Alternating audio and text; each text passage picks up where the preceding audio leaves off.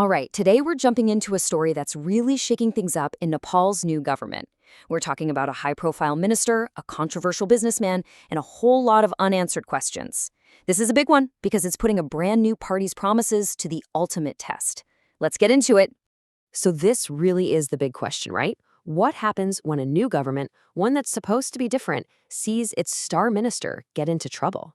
I mean, when a party's whole campaign is about good governance and a fresh start, how do they handle it when one of their own is in the hot seat? This isn't just about one guy. It's about the credibility of this whole new political movement.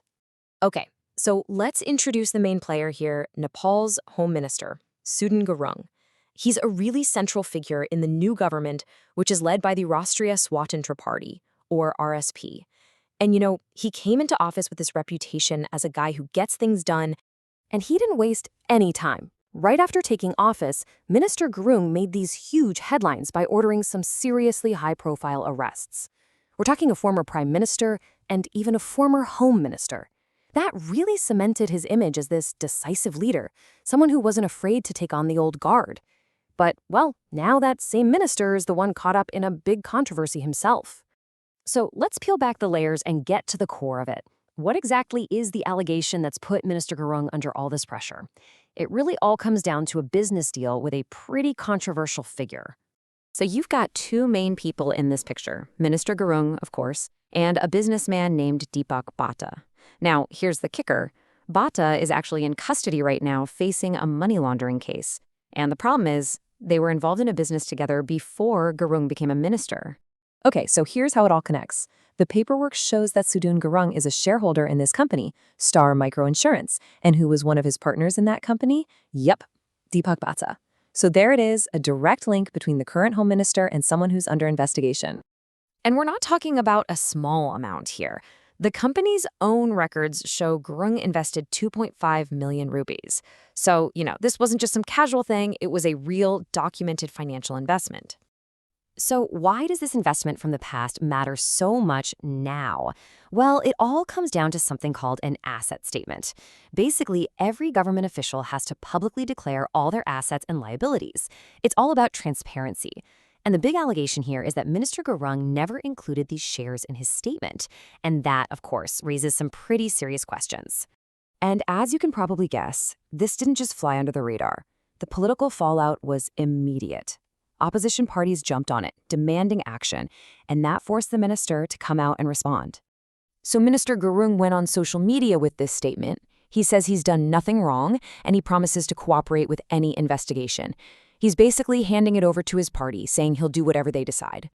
But the opposition, they were not buying it. The main opposition, the Nepali Congress, came out with this really strong statement. They're not just asking for a simple investigation, they're demanding an independent, high-level one. Their argument is, how can you have a fair investigation while he's still the home minister?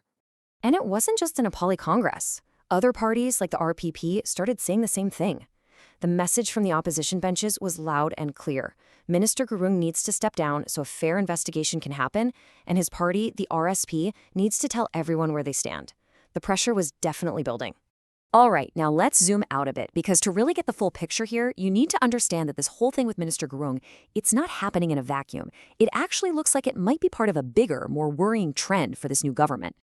And this is a really critical point. In less than a month, Minister Gurung is the third minister from the RSP to be at the center of a public controversy.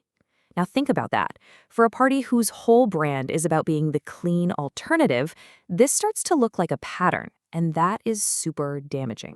This timeline here just shows you how fast all of this has been happening. The new government is formed, and then boom, almost right away, the labor minister gets fired. Then the health minister gets an official warning. And now the home minister, one of their biggest names, is facing calls to resign. It has been a seriously chaotic start, to put it mildly. So what were those other scandals about? Well, the labor minister was fired because he reappointed his own wife to a government board right after she'd been removed from it. And the health minister? She got an official warning because she was the one who helped make that reappointment happen. Both of those cases were about ethics and breaking protocol, which really just sets the stage for the crisis they're in now. Which, of course, brings us to the million-dollar question hanging over all of this. We've got the allegations, the political pressures through the roof, and the party's clean reputation is on the line. So, What happens next? Well, for the moment, the Rashtriya Swatantra Party is keeping its cards pretty close to its chest. The official line is that the whole issue with Home Minister Gurung is still under discussion. No final decision has been made public just yet. The party spokesperson Manish Shah actually broke down their process with this quote. He's saying, look, there are steps: proposal, discussion, conclusion, and decision. And right now, they're only in those first couple of stages. What that tells us is that a final answer, one way or the other, probably isn't coming anytime soon. And that's where we'll leave it, because this final question, it's about so much more than just one minister. The RSP came to power on this huge promise of change, of good governance. But now they're facing their third ministerial mess in less than a month. This is their first real test. How they decide to handle this whole situation won't just determine the future of their home minister. It's going to show the entire country what that promise of a new kind of politics actually means when things get tough.